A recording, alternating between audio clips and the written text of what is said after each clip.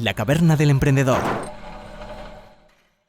El precio real del alquiler en las principales ciudades está superando hasta en un 150% lo que el gobierno dice que tiene que ser el índice de precios, ¿vale? Después de publicar su índice de precios, se revela una preocupante disparidad entre un precio real del alquiler y los que recomienda el Ministerio de Vivienda. Por ejemplo, en Palma de Mallorca se ofertan las casas hasta un 157% por encima del precio del índice, ¿vale? ¿Qué es este índice? Este índice es un índice que publica el Ministerio de Vivienda y que, si bien no es obligatorio todavía, sí que tiene una vertiente obligatoria, ¿vale? Y la no obligatoria no implica no tiene ningún incentivo para su crecimiento. Esto viene de la nueva ley de vivienda, donde tú tienes un índice en el cual indicas cómo es tu casa y ese índice te da un rango de precios dentro del que puedes negociar. Ese es el objetivo, ¿no? Fijar un precio según este índice. Y está muy fuera de la realidad. Como hemos dicho, está en el 157%. ¿Vale? La situación es muy complicada si queremos utilizar este índice, porque al final, si en un sitio te están pidiendo 1.500 euros y el índice te dice 800, no tiene absolutamente ningún sentido, 700, que empieces a jugar con eso. ¿Cuál es la realidad? La realidad es que ese índice creo que va a tener muy poca gente que esté obligado a seguirlo, porque solo se aplica para viviendas que lleven al menos 5 años y ser alquiladas y para las que sean de grandes tenedores y tienen que estar en zonas tensionadas.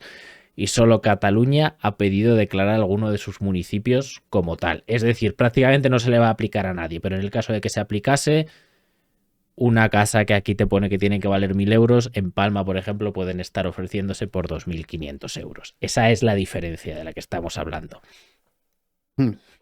Mercado regulado. A ver, lo primero es que, antes de ponerme hater, porque si no, esto es hablar mal de todo, me parece que algo hay que hacer con la vivienda.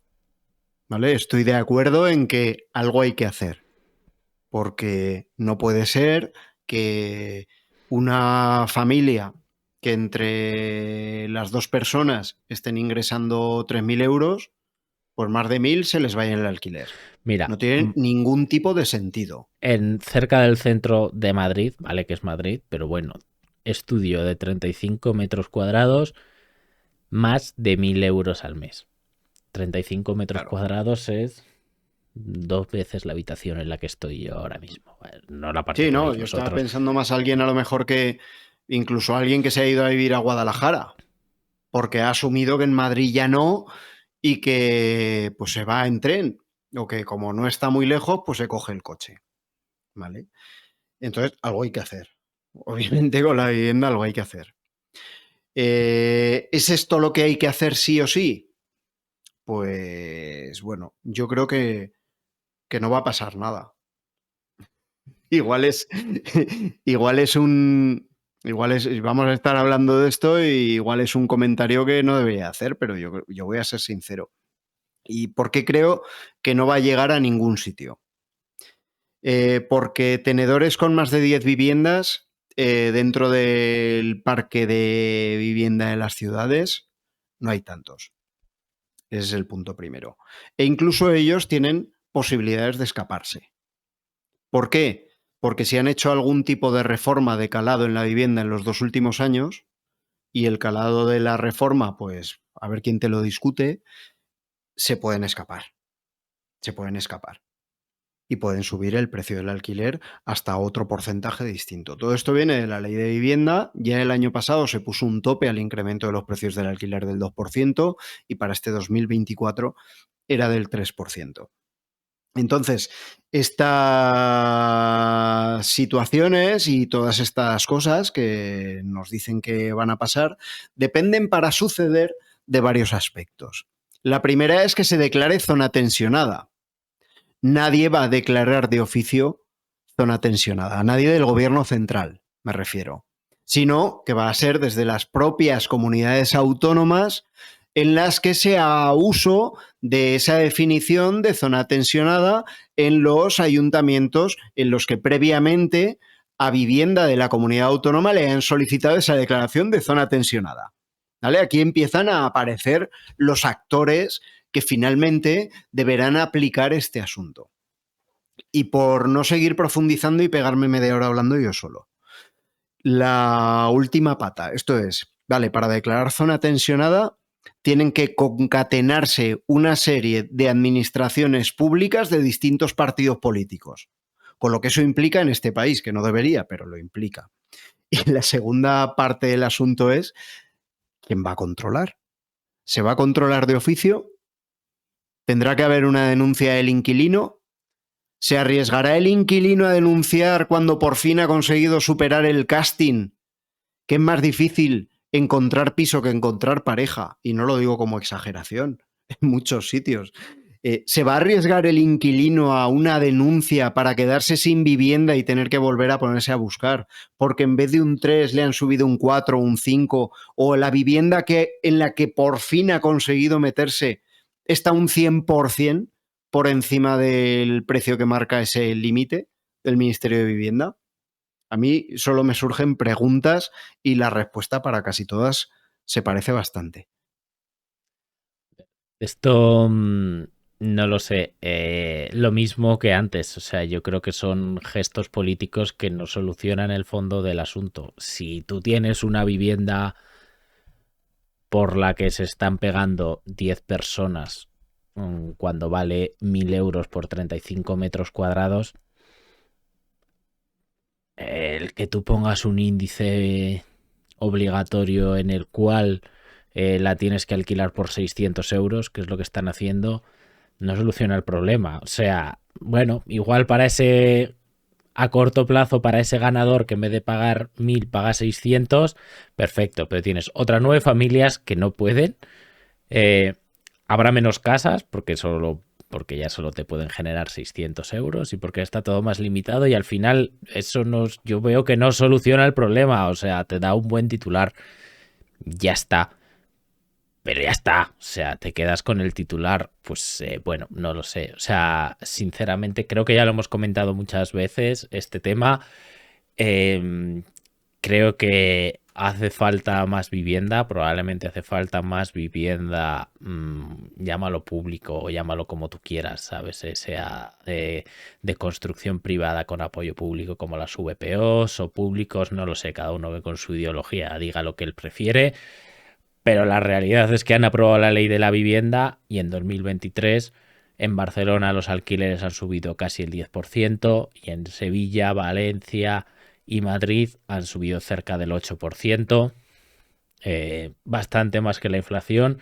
Zaragoza, de las 5 grandes ciudades, es la única que se salva un poco, que ha subido poquito más del 4%. Bueno, pues entiendo que hay ahí menos pelea por vivir en Zaragoza por alguna razón, sobre todo me imagino que que será menos turística la ciudad. Bueno, pues esa es un poco la situación, Pablo, al final.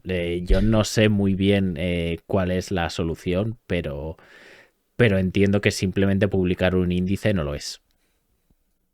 No, pero fíjate la de titulares y la de tiempo que estamos dedicando. Se me ocurren un montón de preguntas sin respuesta a todas ellas, así que, bueno, pues los que nos estáis escuchando, si os ocurre la respuesta a la pregunta, joder, yo súper agradecido de que me la respondáis y me digáis que no tengo ni puta idea. Pero en el caso del piso, vale, y si lo que me están alquilando es una habitación, si el piso se alquila por habitaciones, y ahora os pregunto otra. Si el piso se alquila por temporadas, esto es, estoy 10 meses, soy profe, vamos a poner por caso, que no es el caso, pero soy profesor, estoy 10 meses y los meses de julio y agosto yo dejo la vivienda, porque no voy a estar ahí, porque me vuelvo a mi ciudad. Cuando vuelvo, ¿qué pasa? Que me encuentro, y os lo digo ya, me encuentro con un precio distinto. Pero es que, aunque todo el mundo lo hiciera perfecto y se respetara el espíritu de la ley, que el espíritu de la ley es claro, que no incrementes el precio de la vivienda hasta el máximo que la gente esté dispuesta a pagar porque se está generando un problema habitacional grave dentro del país. Si todo el mundo respetara el espíritu de la ley, aún así nos encontraríamos con que no hay nadie que vaya a controlar esto. Nadie lo va a controlar.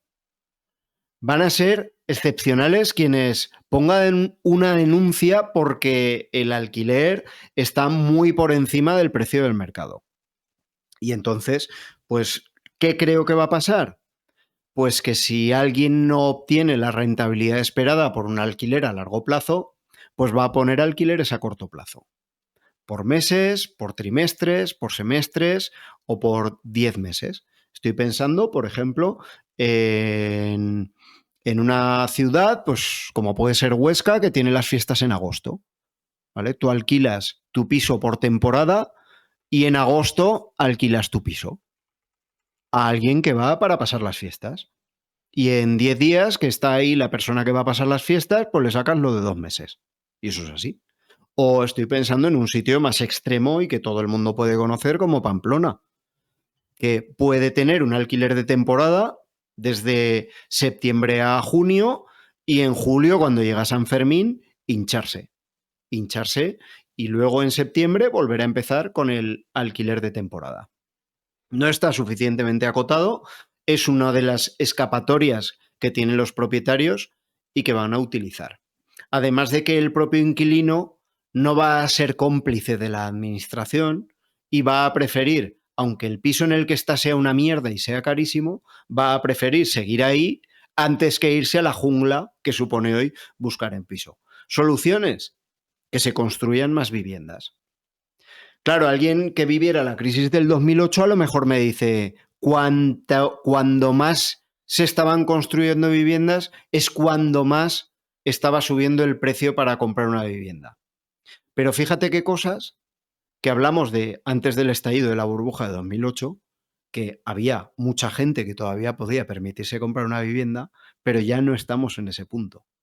Ya no estamos en ese punto. Así que la solución será que haya más vivienda, que haya más oferta y que la gente tenga donde elegir y así llegue un momento en el que a lo mejor tenga el inquilino algo de capacidad de negociación. Al final, sí que es verdad que muchas veces cuando hablas de oferta y demanda, la gente lo ve como algo muy abstracto y que no es nada. A ver, pues en cierta parte llevan razón. Que haya más oferta no implica que vaya a bajar inmediatamente el precio si de repente todo el mundo piensa que la vivienda nunca va a bajar y que es la inversión del futuro y se pone a comprar como loco con el 120% del valor de la casa como hipoteca. Pues claro, por mucha mayor oferta que tengas, si la demanda o la gente que quiere comprarla entiende demanda como esa gente que le daban el 120% por comprar una casa porque nunca bajaba, pues es mayor que incluso la burrada que estás construyendo, está clarísimo.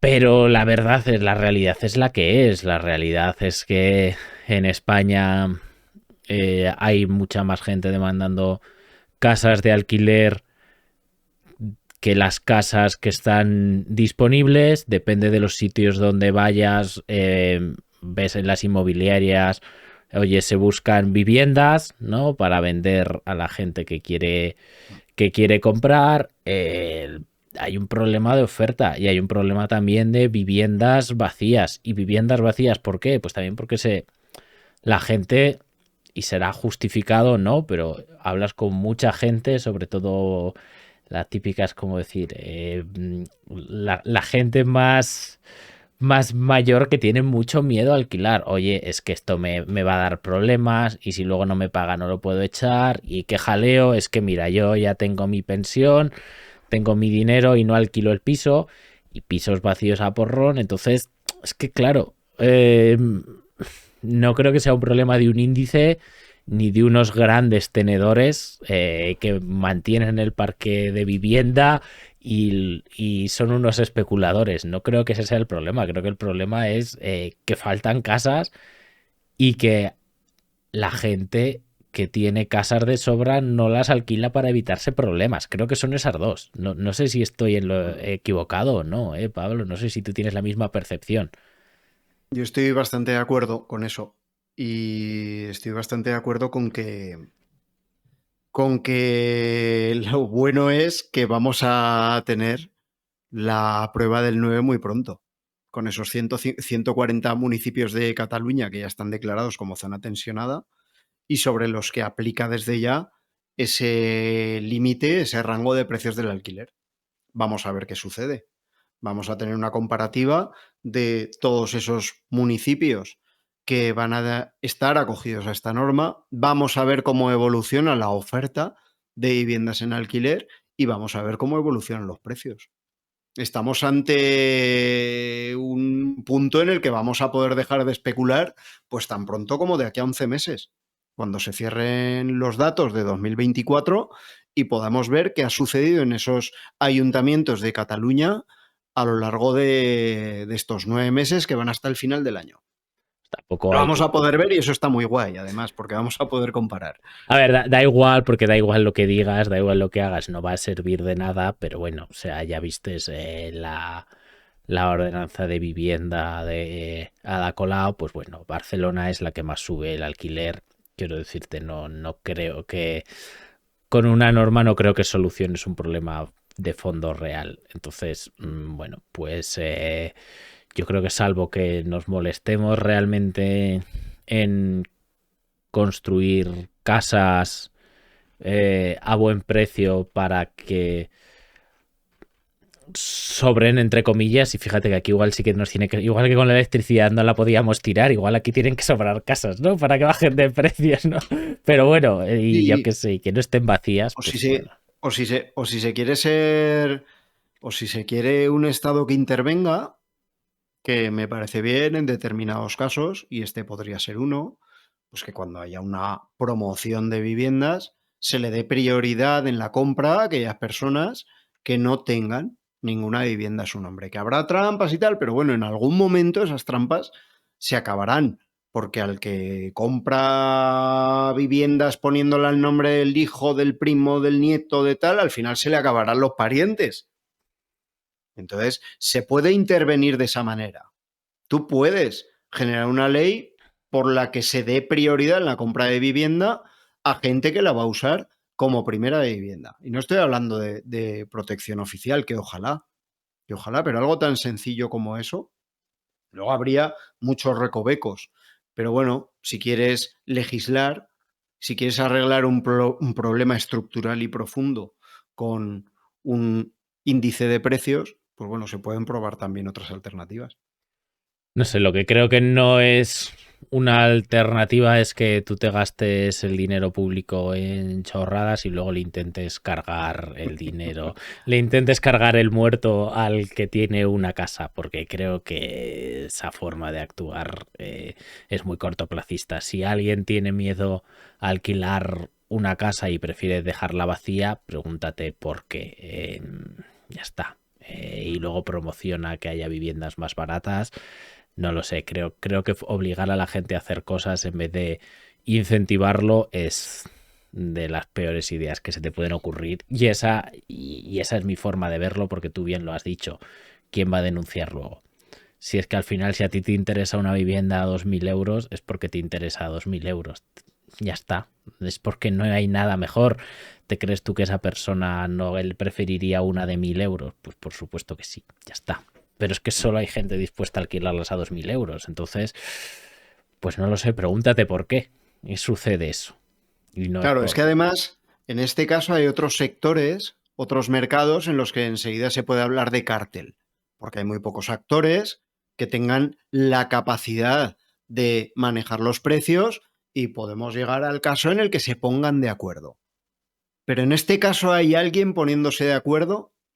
¿O es la propia realidad de la zona, joder, que es que si tu vecino está alquilando, tu vecino Pepito, con el que compartías bloque está poniendo el alquiler a 1.500 euros y ves que lo alquila, Y no pues solo tú que la lo siguiente alquila, sino que tiene entre 10 hace un personas o 10 casting, tío, para familias, elegir. claro, para elegir. Pues es que todavía tú te piensas que lo está alquilando barato. O sea, es que Claro, igual en vez de a 1.500 lo pones a 2.000 y en vez de 10 sigues teniendo 5. tú lo alquilaste el mes pasado al 1.200 y te sientes gilipollas. ¿Que es deseable? No, no porque estás obteniendo una rentabilidad muy superior a lo que se debería. Aquí yo creo que hay un problema generacional también. Todos deberíamos ser un poco consecuentes.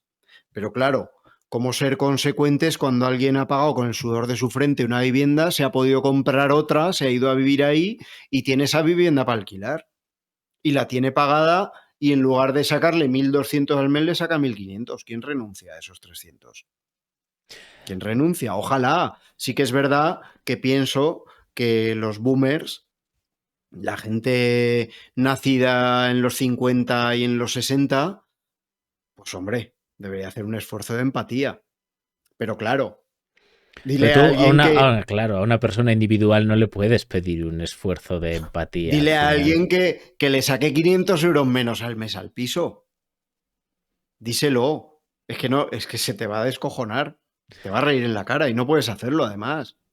No Claro, puedes hacerlo. ese es el problema, pero entonces, ¿cuál es, en qué conviertes el país? Pues me refiero, o sea, ¿en qué vas a convertir? ¿En que solo los que sean hijos de aquellos que han podido comprar casa tengan vivienda y los demás pues tengan que no ahorrar nada y malvivir o compartir con 40 años eh, casa con otras 5 personas de 40 años? Es que claro, es un problema muy gordo, pero es un problema muy gordo que no se soluciona diciendo les vamos a poner un índice a los fondos buitres.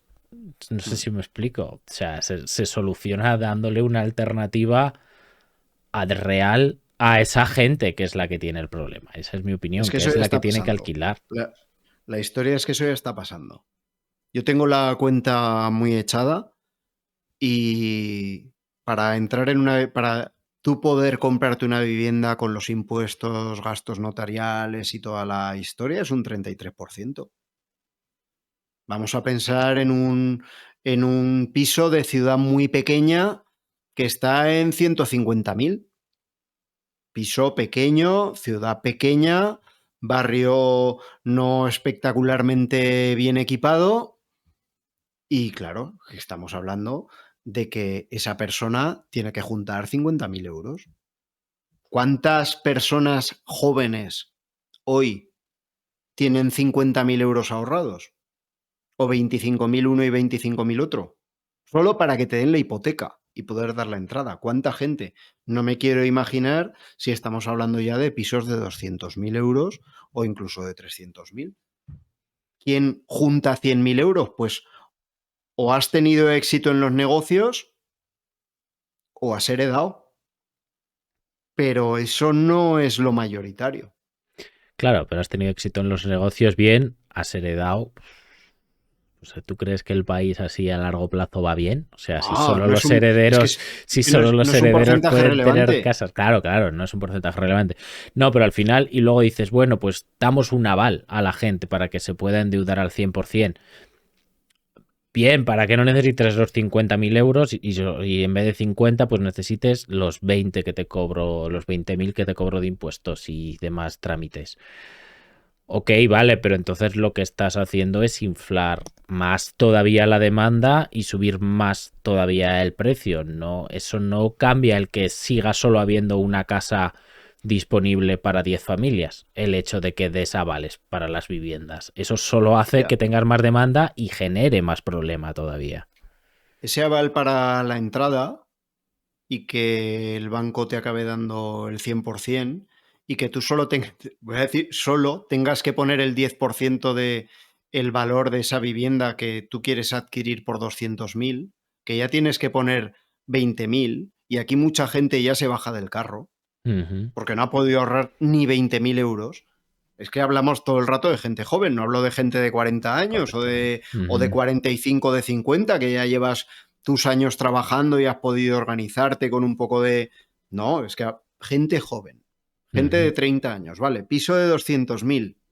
Vamos a poner, me lo voy a inventar, pero vamos a poner que con esa vivienda y el periodo elegido, tú tendrías con una hipoteca al 80% 1.000 euros de cuota hipotecaria.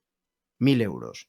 Vale, al incorporar ese 20% avalado más sus intereses, esa cuota pasa de 1.000 euros a más de 1.300. Hoy.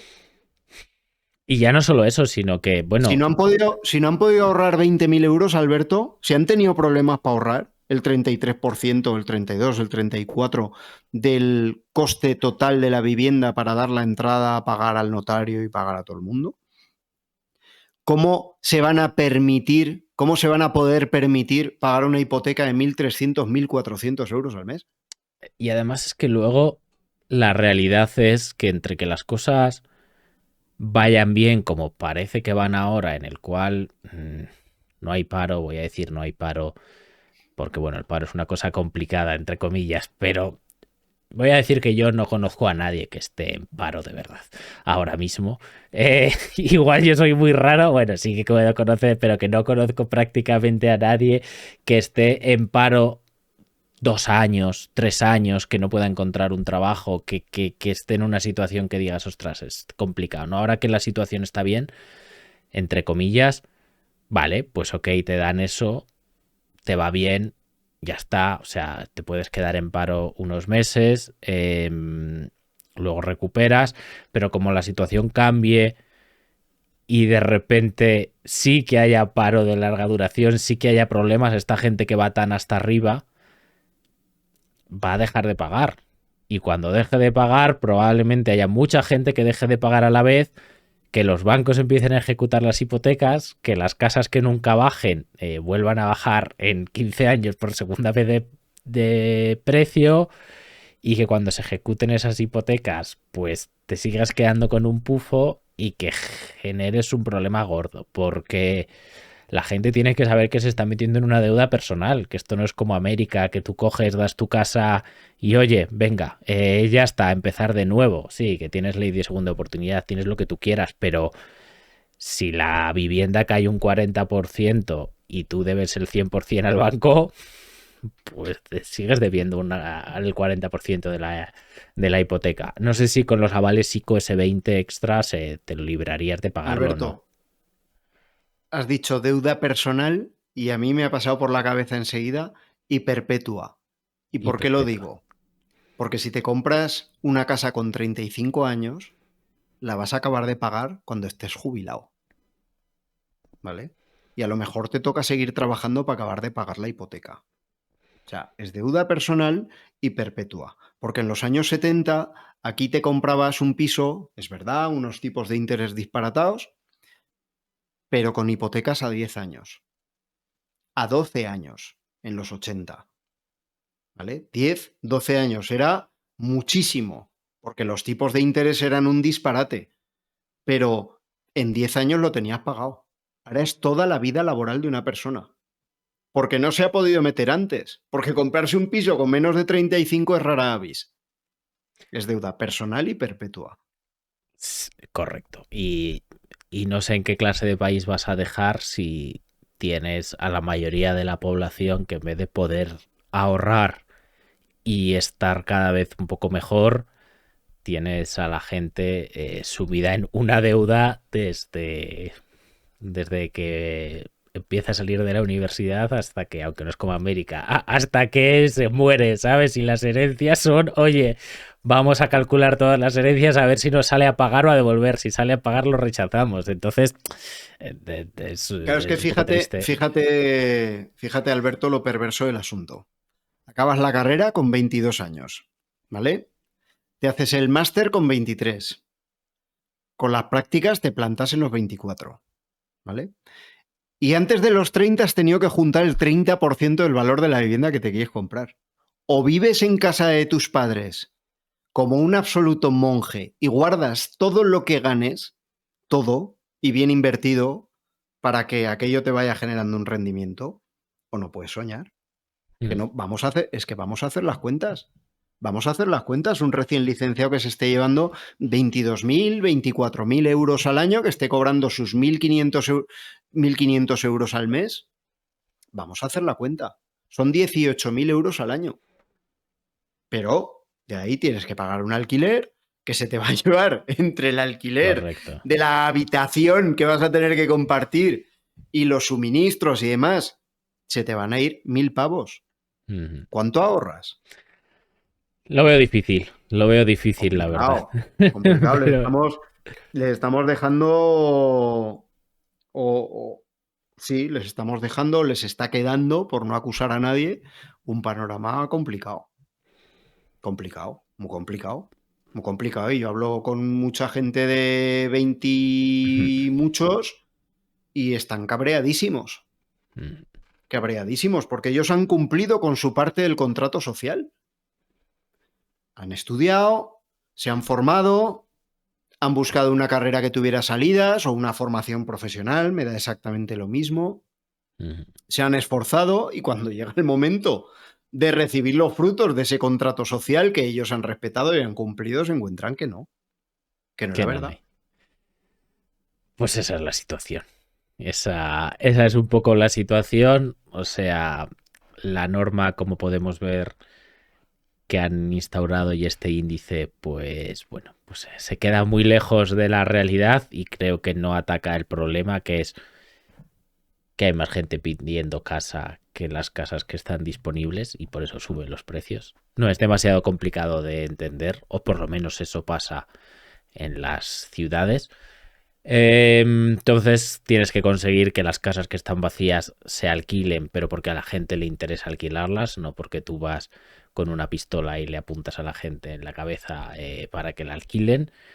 Y tienes que conseguir que se construyan más casas y ya está. Y así es como bajará el precio. Cuando no haya 10 personas compitiendo en una especie de mal concurso por ser el que se queda con ese piso. Pujando, tío. Es que Pujando. Es que pujan. Eso yo lo puedo ver por un edificio, o sea, una casa en el barrio de Salamanca de Madrid con vistas a la Plaza de Colón, te lo compro. Pero por un cuchitril de 35 metros cuadrados que haya pujas, que me parece Pero surrealista. te lo digo y hagámonos cargo de esto, que es que hay una generación, y empieza ahora, pero yo creo que, bueno, si van las cosas así serán más, una generación que no va a tener vida adulta. Que no van a tener una vida adulta digna y plena en este país. No la van a tener. Y yo sí conozco, porque, claro, conozco los dos espectros. El que dice, no, si se echaran menos cañas y gastaran menos en el teléfono, seguro que les llegaría para un piso. No es verdad. Es muy mentira. Es muy mentira. ¿Cuántas cañas se puede beber un humano? A ver, no lo sé. Igual en algún caso es verdad, pero... A ver, alguien que no sea de Soria, quiero decir. Bueno, pues... Pero Joder, beberte 100.000 euros en cañas... está fea no la es cosa. verdad. Que es que aquí no hace tanto los pisos de nuestros padres valían 2, 3, 4, 5 millones de pesetas. Vale, me acabo de codificar, pero para quien no conoció las pesetas, 25.000 menos de euros. 30.000 euros. Bueno. Una vivienda que estaba ya bastante bien, con unos tipos de interés de disparate del 12, del 14, del 15%, pero aquello en unos añitos estaba pagado. Desde que nacía el niño aún no iba al instituto y tú ya tenías el piso olvidadísimo, la hipoteca. Olvidadísimo. Ya no, hagámonos cargo todos. Y también los pequeños propietarios de vivienda.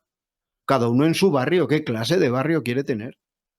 Y qué clase de personas quiere que haya en su sociedad. Porque la gente se está cabreando. Y de momento tiran de papá y mamá los que pueden. Pero los que no pueden se van a cabrear de verdad y va a ser malo para todos. Va a ser malo para todos. Sí, porque no quieres una sociedad en la que la gente esté con 30 y pico años compartiendo cuchitril con otras 7 personas y no creo que sea lo que queremos.